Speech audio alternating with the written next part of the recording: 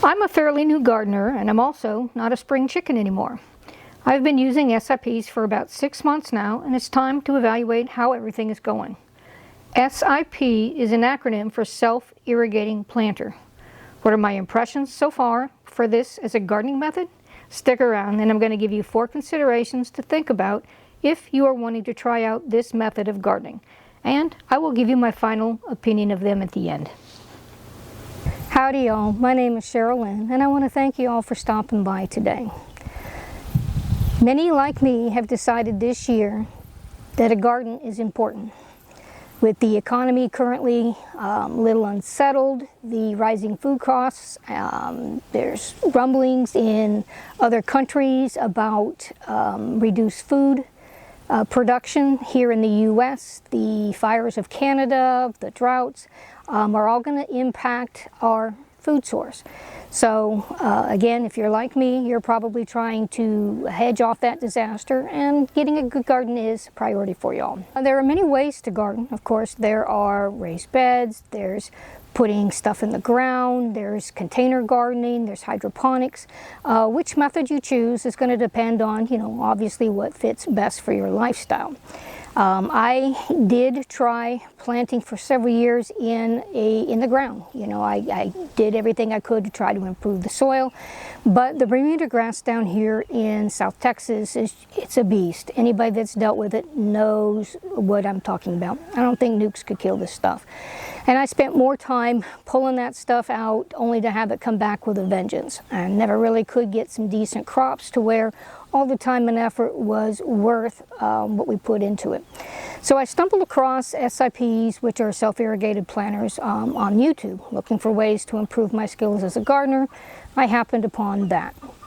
There's some great YouTubers out there that have and are currently doing this style, and I will put in the description below some of those videos that you can check out. That is where I kind of got my inspiration. So, what is a self-irrigated planter? A self-irrigated planter start with a watertight container. You can get the protein tubs from people who have cattle. Once they're empty and cleaned out, these make excellent containers. You can also buy food safe 55-gallon barrels, cut them in half. And you can also use things like cat litter buckets. These make excellent containers to grow herbs in. The whole idea behind the self-irrigated planters is you're going to create a reservoir in the bottom of the container. You're going to need something that's going to keep the water in as a reservoir, but the soil out. I and many others use 4-inch drain pipe. The way you keep the water in and the soil out is you're going to take a landscape cloth, cut it into squares, and you're pretty much just going to zip tie it over the end. The whole idea is you're wanting to cover about 80% of the bottom of the container. We still obviously have to put the cloth on the ends of these before we get ready to fill this with dirt, but you can see there's going to be soil contact. There's going to be soil contact here, over here, there's going to be some here, over there. There's going to be places where the soil that you add into this planter are going to make contact with the water reservoir. The pipe is 4 inches in height, and so on the side you're actually going to drill a hole 3 inches up from the bottom. That is going to allow the water to fill up 3 inches. It'll give you an inch of airspace, and then the soil will all be over here on the top.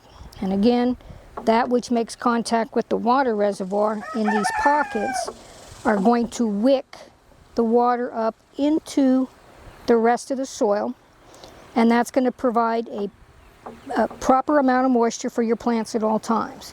The way you get water into the bottom is with a fill tube. I like to use 3/4 inch. 1 inch is pretty nice too, but I found that it's pretty large. Don't necessarily need it. The whole idea is you want to be able to have water freely go down the hole without backing up.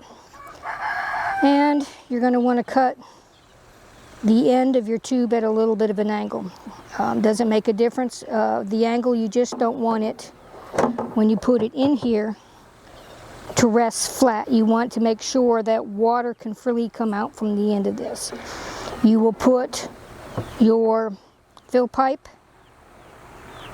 like so, and then you're going to fill the container with a potting mix that is going to wick the moisture from the bottom up. The mixture usually is going to need quite a bit of peat, and I can show you in another video how I mix my soil up for these particular pots.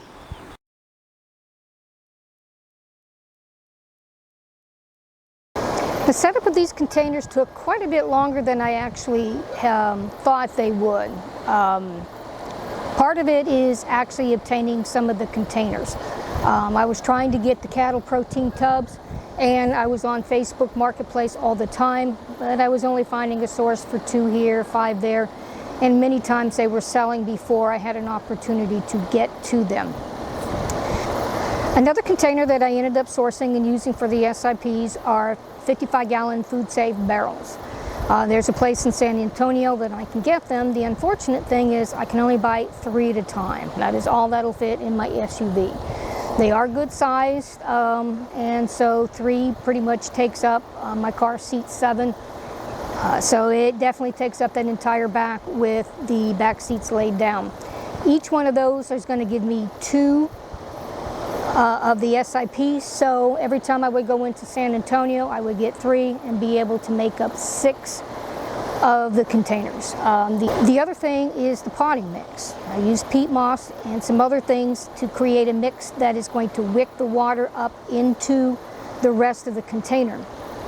And peat, to buy it in bulk, you're going to get a 2 cubic foot bag, I believe, and 5 of those is about all I can fit in the back of the car.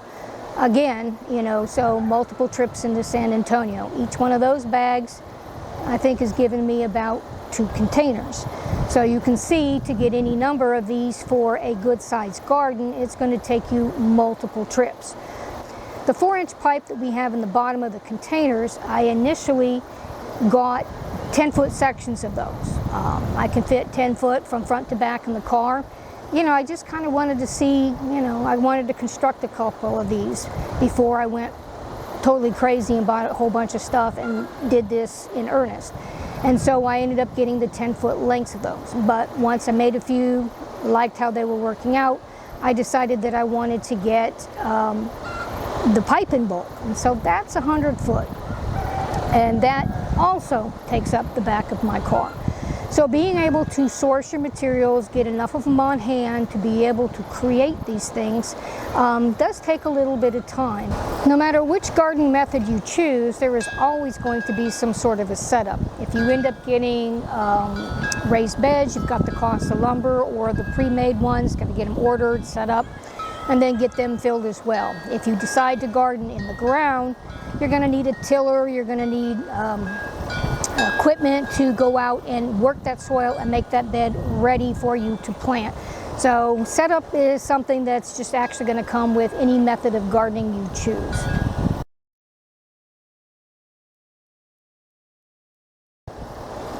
A second thing to consider with your gardening is soil. Obviously, you can dig a hole in the dirt and you can plant, but the outcome is going to depend on what is actually there in the soil at the time of the planting. If you haven't worked the soil before, you may not actually have a good harvest. Gardens take compost, they take cover crops, they take a lot of things to build the nutritional ability of the soil to support whatever you plant in them to get yourself a nice yield at the other end. Container gardenings, you still have you've got to put your soil in there, and you're going to have to add fertilizer and make sure that that's a mix that, again, is going to give your plants, whatever you put in there, the best chance of giving you a good harvest. SIPs are no different than any other garden method. You do need to pay attention to the soil. SIPs actually use kind of a soilless mix. You use peat because of its wicking ability. You can use coco coir, I believe, to a certain extent. I haven't played with it. I do have some plans in the future to try some side by side and see if it makes any kind of a difference in my outcome. But for right now, we're using peat, we're using perlite for good drainage, adding fertilizers in. But the neat thing is with the SIPs, I can actually custom design each container for whatever it is I'm going to put in it. Being able to actually custom design each container for whatever you're going to put into it, I think is actually a benefit. Another benefit for me for using these SIPs was the lack of weeds.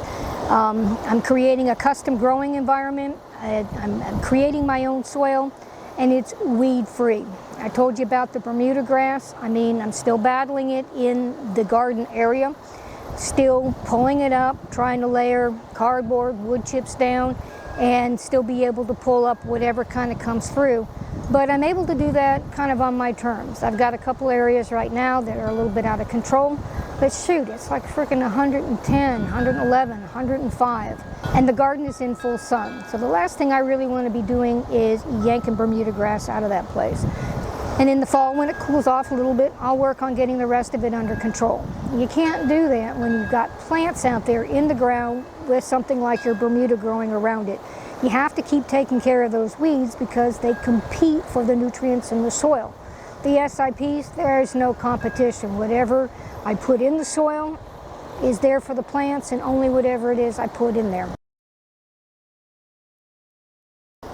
Water is another consideration.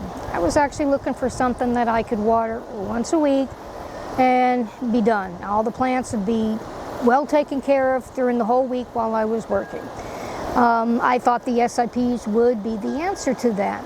Unfortunately, that is not the case. However, down here in South Texas, you know, we don't get a whole lot of rain, and the ability to be able to conserve some water, I think, is huge.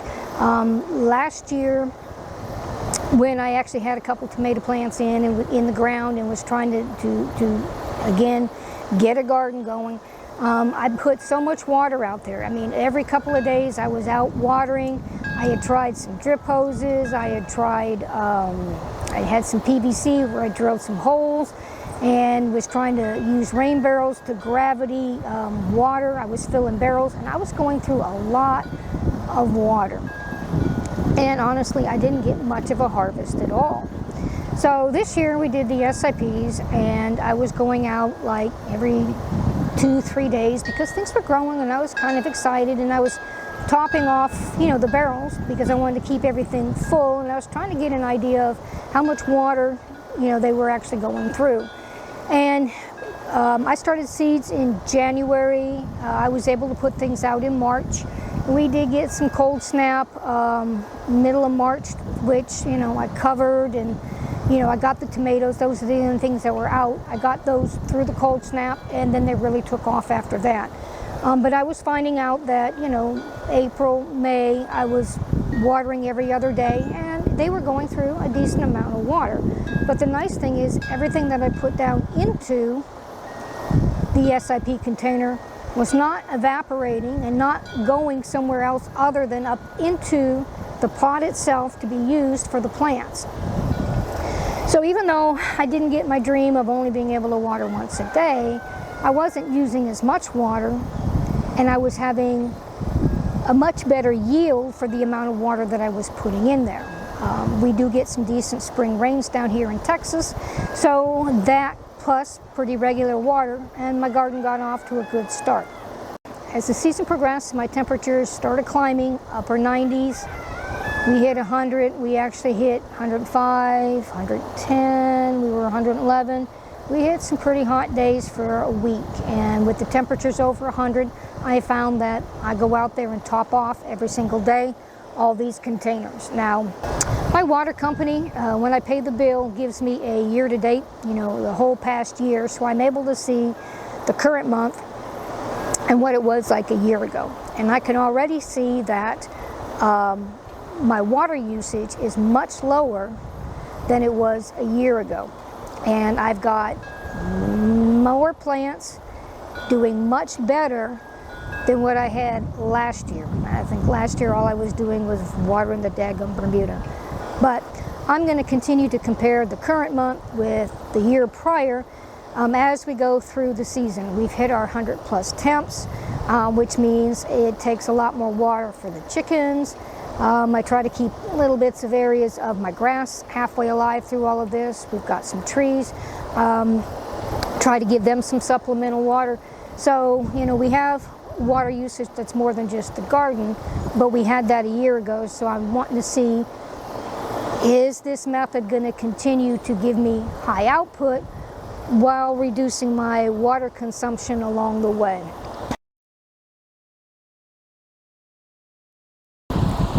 Another consideration when setting up your garden that many people actually don't probably think about is comfort.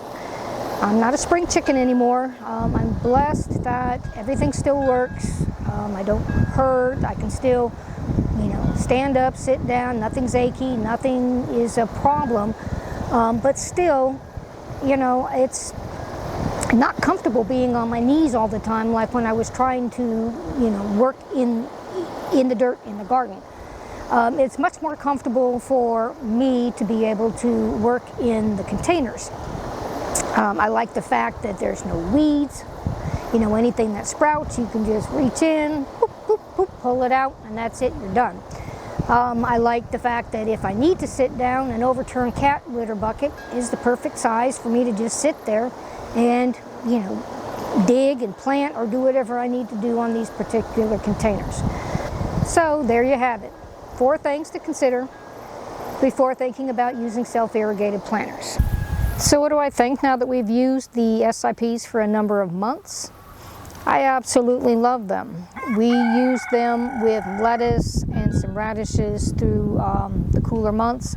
I started seeds indoors in January, ended up putting out in 1st of March the tomatoes. So March, April, May, June, July, 5 months we've been using these self-irrigated planters, and I was just blown away. I wasn't expecting how good the harvest would be.